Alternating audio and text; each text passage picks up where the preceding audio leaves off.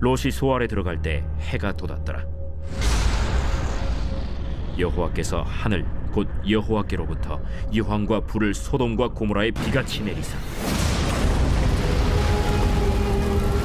그 성들과 온 들과 성에 거주하는 모든 백성과 땅에 난 것을 다 엎어 멸하셨더라.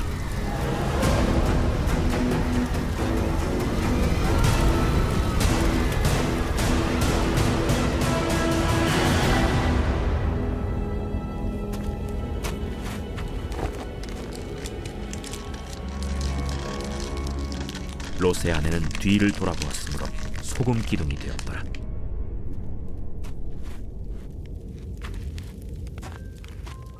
아브라함이 그 아침에 일찍이 일어나 여호와 앞에 서 있던 곳에 이르러 소돔과 고모라와 그 온 지역을 향하여 눈을 들어 연기가 옹기가마의 연기같이 치솟음을 보았더라. 하나님이 그 지역의 성을 멸하실 때 곧 롯이 거주하는 성을 엎으실 때 하나님이 아브라함을 생각하사 롯을 그 엎으시는 중에서 내보내셨더라.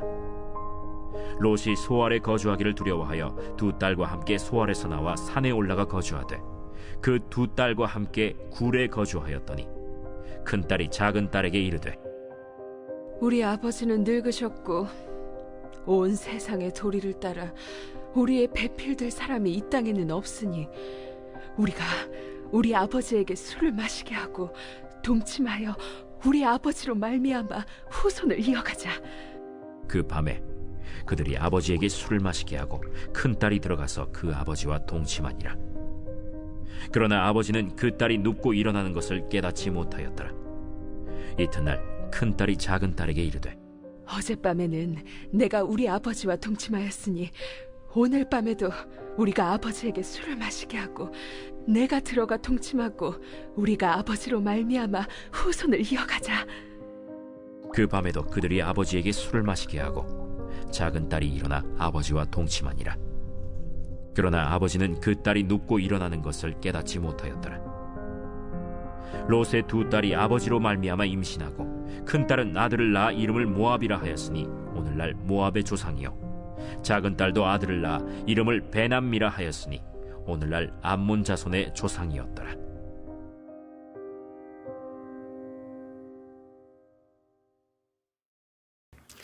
오늘도 주님의 보좌 앞으로 나오신 성도들에게 하나님의 은혜와 평강이 함께하시기를 축원드립니다. 오늘 창세기 19장 후반부 함께 살펴보겠습니다.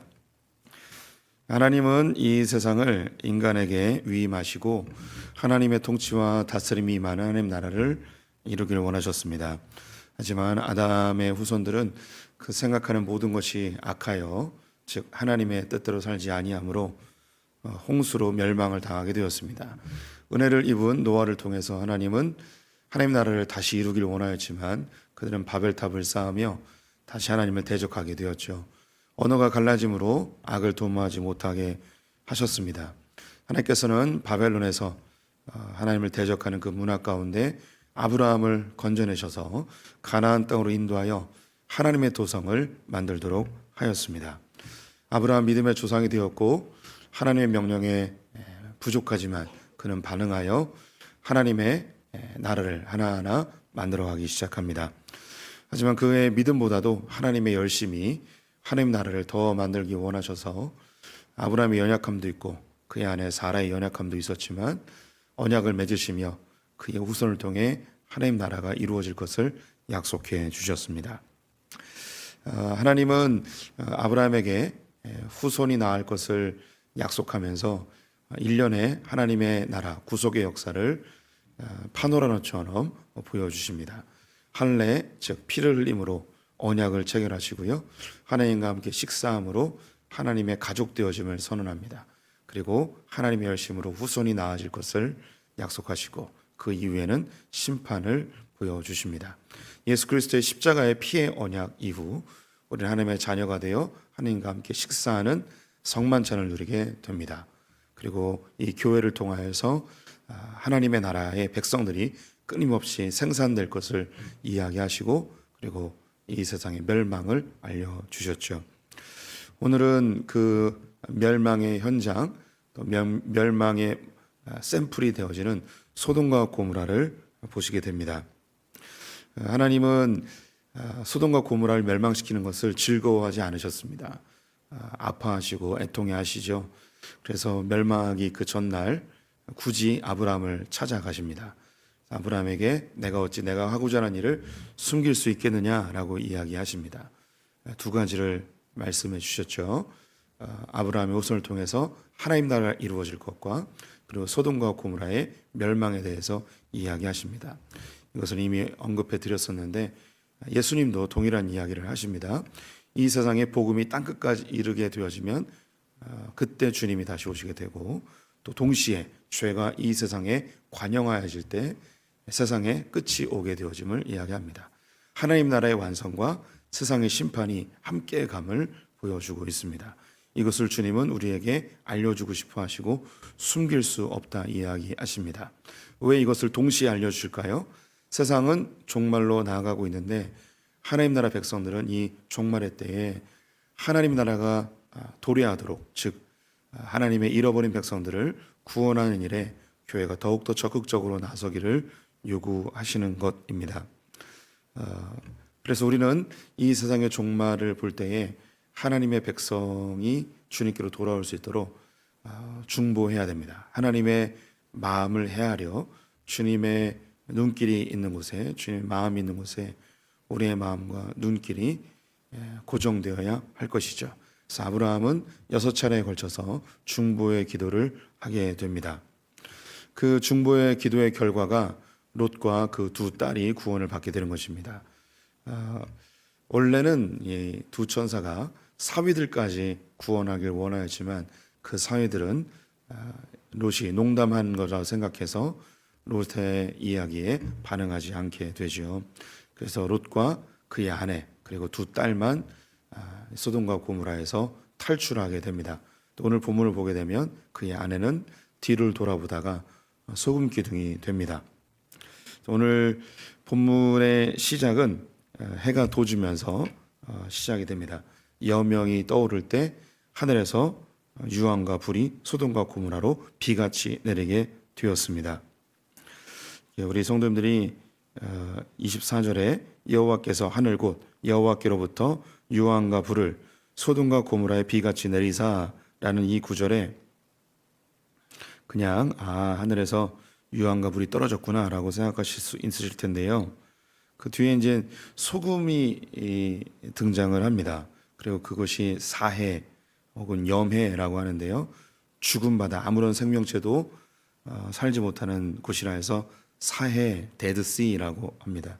또 거기에 소금이 생성되어서 염해라고도 이야기하죠. 도대체 이게 무슨 연관성이 있는가?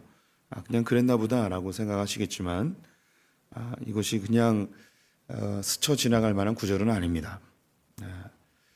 이것을 설명할 수 있는 목사가 한국에 몇 명 있을까 생각이 들긴 하는데 우리 참 성도님들은 복 받으신 분들입니다. 이걸 참 오랫동안 연구했습니다. 제가 소품교에서 2번 설명한 것 같은데 처음 들어보실 것 같기도 합니다. 이 유황이 이제 원소 기호로 S입니다. S, 황이라고 하는데요. 이 황이 참 신기한 게 뭐냐면 이 세상에서 절대 독립된 원자로 존재할 수가 없습니다. S라는 것이, 이 황이라는 것이 절대 독립적으로 이 세상에 존재할 수가 없습니다. 반드시 무엇인가와 결합이 되어 있습니다. 다른 원소와 결합된 상태로 이 유황이 존재해 있습니다. 그런데 이 유황을 독립된 존재로, 독립된 원소로 분리시킬 수 있는 유일한 방법이 있는데 그것이 보면 열을 가하는 겁니다. 불을 내는 거예요. 그래야만 이 황이 분리가 되어집니다. 그래서 이제 화산 분출 지역에 가면 유황이 계속 나오는데 그래서 뜨거운 열기 때문에 유황이 나오게 되는 거예요.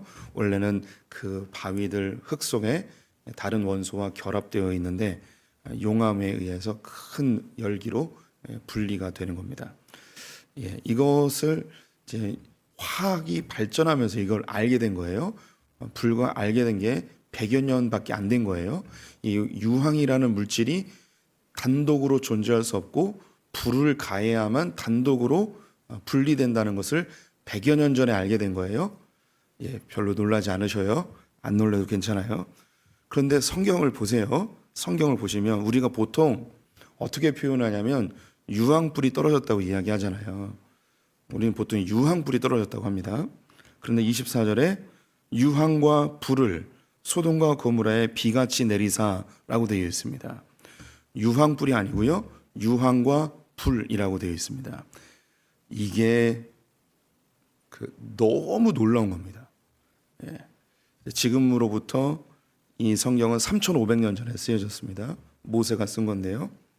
이 유황과 불이라는 표현이 요한계시록에도 나와요. 이게 참 놀라워요. 저만 놀라워하는 이 안타까운 현실이 좀 가슴 아픈데, 유황이 단독으로 분리돼서 존재할 수 있는 게 100년 전에 알게 됐습니다. 그것도 불을 가해야만 독립된다는 걸 알게 됐습니다. 그런데 3,500년 전에 모세가 유황과 불을 분리해서 기록을 하고 있습니다. 불을 가해야만 유황이 독립된다는 걸 기록을 하고 있죠. 소돔과 고모라는 세계에서 가장 낮은 지대에 있습니다. 그리고 어떤 생명체도 살 수 없는 죽은 바다입니다. 원래는 저 위에 있는 갈릴리 호수부터 요단강을 따라서 물이 쭉 내려옵니다. 그리고 홍해라고 불려지는 에시온 개별까지 원래는 이 물줄기가 있습니다. 이제 지도를 보시면 그 물줄기가 아직도 흔적으로 남아 있습니다. 그런데 이 사해에 유황과 불이 쏟아져 내림으로 인해서 그 땅이 아래로 다 침식이 돼버린 거죠. 더 놀라운 것은 이 사해는 그 바닥이 다 안반층입니다. 그래서 물이 한 방울도 땅으로 스며들지 않습니다. 완전히 그릇처럼 되어 있어요. 그러니까 지하수로 스며들지 않고 그냥 그릇처럼 모여 있습니다. 이것은 침식돼서 형성되어진 그런 호수가 아니고 어떤 강력한 힘에 의해서 큰 바위, 넓적한 바위가 힘에 의해서 파괴되어 그릇 모양이 된 것이죠. 그래서 물이 요단강으로부터 흘러 들어오는 물이 그냥 여기에 계속 모여들어요. 그리고 여기에 이제 그 소금이 형성되어 있는데요. 지금은 염도가 점점 더 높아집니다. 그 이유는 이걸 계속 개발해서 물을 쓰고 있어가지고 해수면이 낮아지고 있습니다. 그리고 계속 증발되는 현상이 있어서 물이 유입되는 양보다는 이 증발되는 양이 더 많습니다. 요단강에 있는 물을 계속 농업 용수로 계속 사용하고 갈릴리 바다에서 흘러내려오는 물도 점점 줄어들어서 이 사해가 점점 줄어들고 있습니다. 그래서 이 사해가 완전히 다 말라버리지 않을까라고 두려워하는 사람들도 있는데, 사해가 다 말라버리기 전에 빨리 성지순례를 가시기를 권면을 드립니다. 그러면 왜 여기에 이제 소금 기둥이 생겼는가? 이것은 하늘에서 유성이 떨어진 것이 가장 합리적인 생각이겠죠.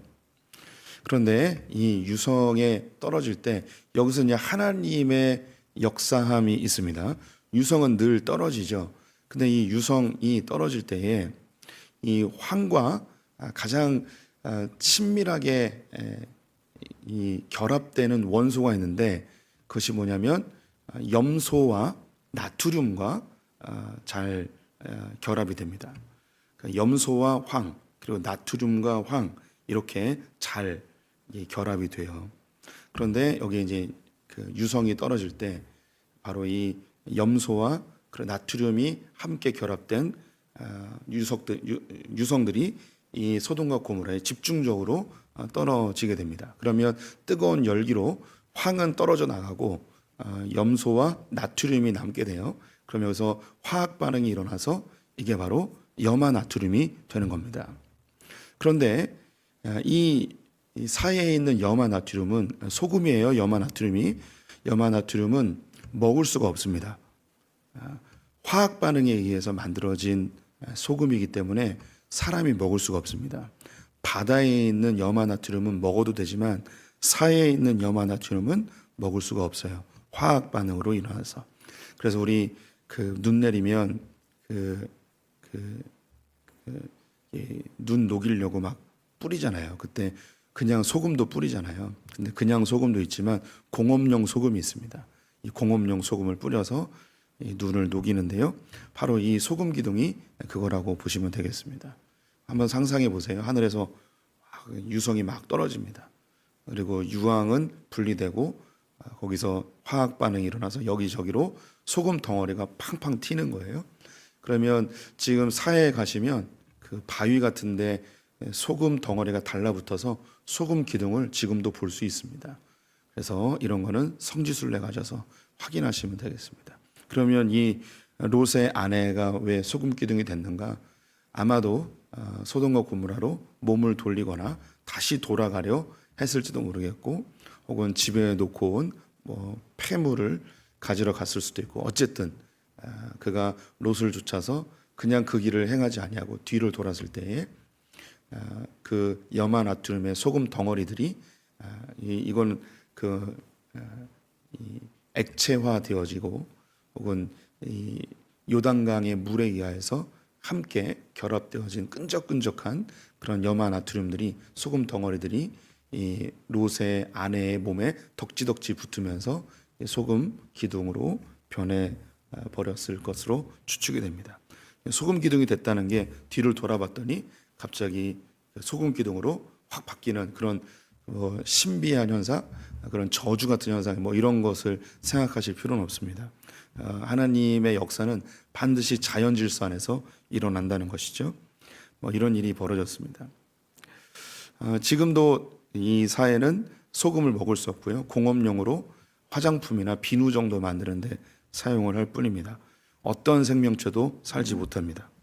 그래서 베드로후서 2장 6절에 이 소돔과 고모라에 대하여 이런 성경 구절이 있습니다. 소돔과 고모라 성을 멸망하기로 정하여 재가 되게 하사 후세에 경건하지 아니한 자들에게 본을 삼으셨나니. 사해를 보면서, 소돔과 고모라를 보면서 우리 믿는 자들이 취해야 될 자세는 하나님의 멸망은 이렇게 완벽한 징계구나, 어떤 생명체도 존재하지 않는 완전한 소멸이구나, 이것을 우리가 모범으로 삼아야 할 것입니다. 다행히 롯과 두 딸은 소알로 피신을 하였습니다. 29절 말씀을 보시면 하나님이 그 지역의 성을 멸망하실 때에, 곧 롯이 거주하는 성을 엎으실 때에 하나님이 아브라함을 생각하사 롯을 그 엎으시는 중에서 내보내셨더라. 롯이 구원받은 것은 롯의 믿음 때문이 아니었습니다. 아브라함의 중보 때문이었습니다. 이건 우리에게 시사하는 바가 큽니다. 오늘 이 본문에서 아브라함은 예수 그리스도를 예표합니다. 이 인류가 멸망할 때에 우리를 대신하여 중보하실 참된 중보자 예수 그리스도를 보여주고 있죠. 하나님 앞에서 중보자로 서서 우리를 구원하시는 일을 하십니다. 동시에 우리도 우리의 사랑하는 지체들을 위한 중보자의 역할을 감당해야 합니다. 자녀를 위해서, 부모님을 위해서, 형제 자매들의 구원을 위해서 누군가 부르짖어야 하는데 누가 부르짖겠습니까? 바로 우리 성도님들이 기도해야 할 것입니다. 사랑하는 사람들을 위해서 기도해야 되죠. 그 구원의 완성은 자기의 몫입니다. 하지만 구원에 동참할 수 있도록, 악한 것으로부터 구원하시고 하나님의 사랑을 경험할 수 있도록 반드시 중보자가 필요합니다. 우리 성도님들이 그 중보자가 되어 주셔야 할 것입니다. 롯은 소알로 갔지만 하나님의 그 맹렬한 진노의 겁을 먹고 산으로 도망하게 되죠. 원래 이 천사들이 산으로 도망을 하였지만 뒤늦게 산으로 도망하게 됩니다. 이때 두 딸들이 아버지에게 술을 먹이고 그의 후손이 걱정되어서 동침하여 두 자녀를 낳았는데 그 자녀가 모압과 암몬의 조상이 됩니다.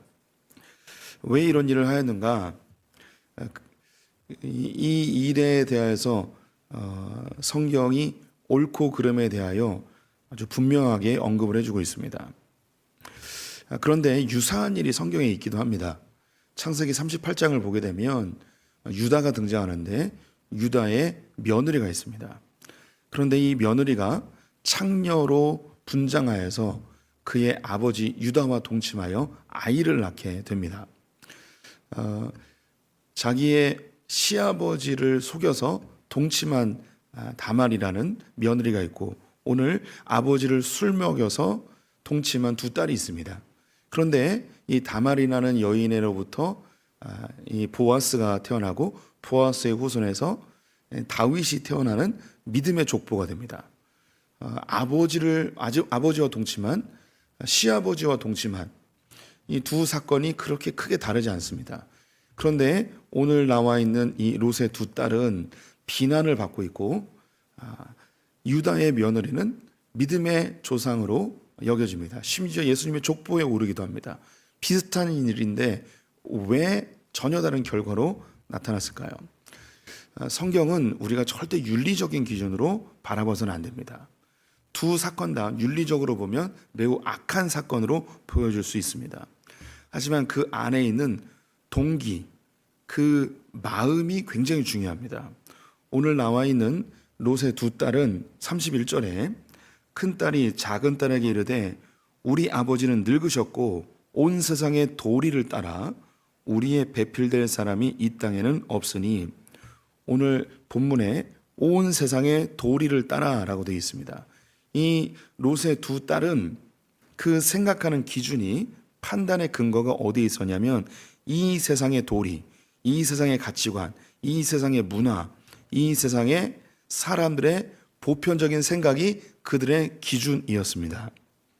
그래서 이 당시 소돔과 고모라나 그 당시에 자녀가 없고 결혼을 못하면 부모와 아버지와 동침해서라도 자녀를 낳거나, 아들이 없으면 대가 끊긴다는 이런 관념이 있었기에 우리가 대가 끊기면 안 되니 아버지와 동침해서라도 우리가 대를 잇자, 이것이 그들의 가치관이었습니다. 하지만 다말이 창녀로 변신하여 시아버지와 동침한 것은 형수쥐수법이라는 게 있습니다. 형이 자녀가 없이 죽게 되어지면 그 형수를 그 동생이 취하여서 자녀를 낳게끔 되어 있습니다. 하나님이 정하신 법이었는데요. 그래서 그 대를 잇도록 하였습니다. 하나님 나라의 법칙이었습니다. 그런데 이 유다가 아들이 연속해서 죽게 되어지자 이 며느리가 탐탁지 않았습니다. 그런데 며느리는 하나님의 계명, 하나님의 질서, 하나님의 믿음을 좇아서 아버지를 통하여서라도 자녀를 낳고자 하는 열정이 있었습니다. 즉 하나님 나라의 백성을 낳고자 하는 열정이 있었던 것이죠. 동일한 사건인데 세상의 도리를 취하였는가 아니면 믿음으로 행하였는가, 전혀 다른 것입니다. 우리 성도님들이 똑같은 행동을 해도 세상의 도리를 취하였는지 아니면 하나님 나라의 방법으로 살았는지 전혀 다른 거죠. 성도님들은 일을 할 수 있습니다. 돈을 벌 수 있습니다. 그런데 세상의 도리, 즉 돈을 많이 벌어서 내가 부유해지겠다는 그런 마음으로 돈을 벌 수도 있고, 하나님 나라 영광을 위하여서 충성스럽게 내게 맡겨진 일을 감당한다는 하나님 나라 법칙으로 일을 할 수도 있습니다. 공부를 하는 것도 그렇고, 자녀를 낳는 것, 심지어 집안일을 하는 것, 그냥 해야 될 일이니까, 아니면 하나님의 나라 영광을 위해서. 목회도 동일합니다. 목회는 굉장히 거룩해 보이는 듯하지만 목회를 통해서 내가 좀 더 편안한 노후나 내 성공을 위해서, 내 이름을 내기 위해서 이런 동기로 하는 목회와 하나님 나라 영광을 위하는 목회, 똑같은 일을 하는데 전혀 다르게 되는 거죠. 악한 일이든 선한 일이든 이것은 우리의 판단이지 하나님 앞에서는 그게 크게 차이가 없습니다. 무엇이 중요한가? 내가 하나님 편에 서는가 아니면 세상 편에 서는가, 그 동기, 중심이 중요한 것이죠. 오늘 이 롯의 두 딸은 그 행위가 중요한 것이 아니고 어떤 기준을 따라 행동했는가가 더 중요합니다. 오늘 이 본문에서 더 중요한 게 있는데요. 지금 소돔과 고모라가 하나님의 징계로 유황과 불로 완전히 소멸되었습니다. 그때에 이 롯의 두 딸은 어떤 반응을 보여야 할까요? 지금 눈앞에서 하나님의 심판으로 그 당시 가장 잘 살던 도시가 완전히 쑥대밭이 되어버렸습니다. 그걸 보고 하나님의 심판이 이렇게 맹렬하구나. 주님의 심판 앞에 우리가 겸손해야겠구나. 내가 지금까지 소돔과 고모라의 질서를 따라 살았는데 이거 다 버려버리고 이제 주님 방법으로 살아야겠구나. 이런 결단을 하는 것이 하나님의 메시지이죠. 그런데 이 소돔과 고모라를 보고도 롯의 두 딸은 여전히 세상의 도리, 세상의 방법을 따르고 있습니다.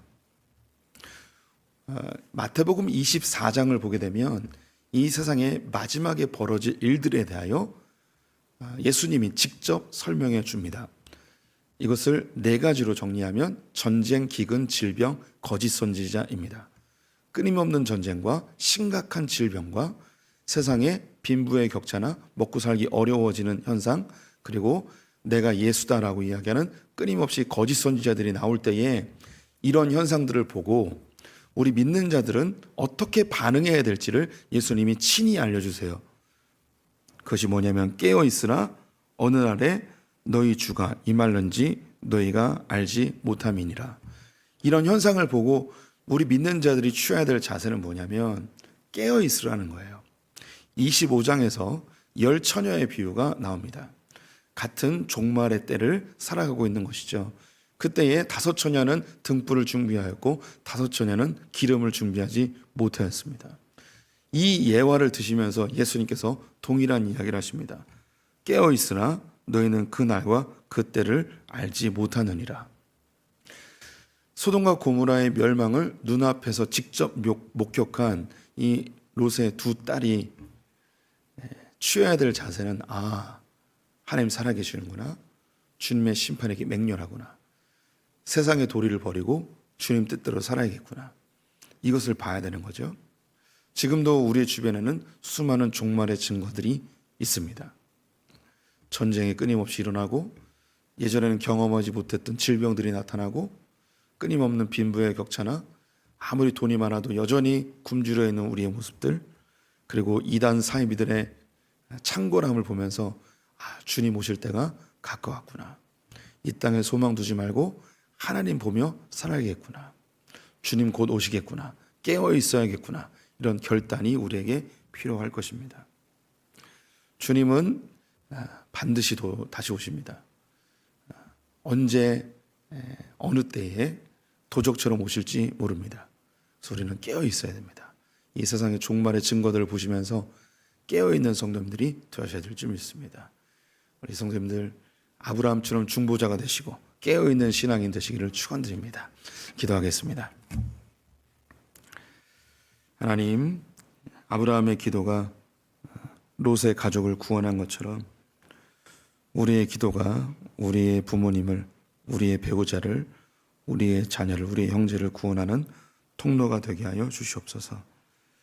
하나님, 우리가 그 구원의 완성까지는 책임지지 못할지라도 구원에 동참시킬 수 있는 중보의 기도자들이 되기를 간절히 원합니다. 하나님, 또한 종말의 증거들을 볼 때에 롯의 두 딸처럼 세상의 도리를 여전히 따르는 자들이 아니라 하나님의 도리, 하나님의 법을 조차 신랑 되신 예수님을 예비하는 소풍의 성도들 다 되게 하여 주시옵소서. 하나님, 주님 어서 오시길 간절히 소망합니다. 이 세상이 점점 더 악해져 가고 있습니다. 우리가 주님을 맞이할 거룩한 신부가 되길 원하오니 우리를 긍휼히 여겨 주시옵소서. 오늘 하루 주님께 의탁드리며 예수님의 이름으로 기도드렸습니다. 아멘.